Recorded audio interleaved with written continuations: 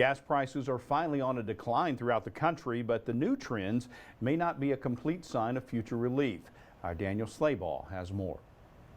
After over a year and a half of skyrocketing gas prices across the country, the national average price per gallon has dropped roughly 60 cents over the past week, marking the first major price decline since the beginning of 2021. Even still, the good news may only be temporary, as according to AAA Representative Nick Chabaria, the sudden shift seems to be based on negative speculation.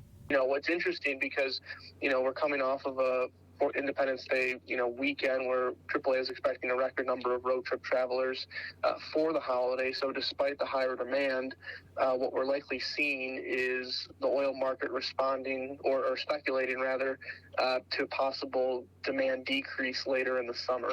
This decreased demand would theoretically come from people being unable to afford the continued increase in gas prices. While this may seem like good news up front for customers, it spells a bad omen for family-owned gas stations across the country.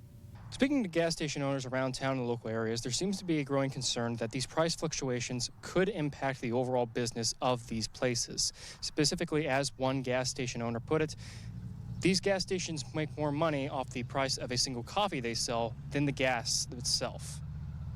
According to Chabaria, these concerns do have validity behind them, as the oil industry is reacting to the continued trend of steep inflation, a trend that may come back to bite local gas stations soon.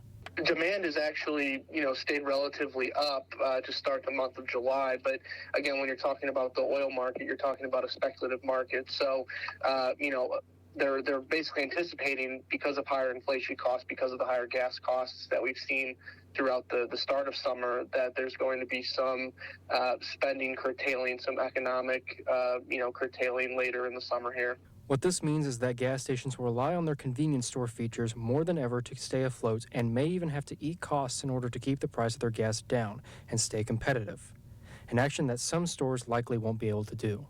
This is Daniel Slayball, News Press Now.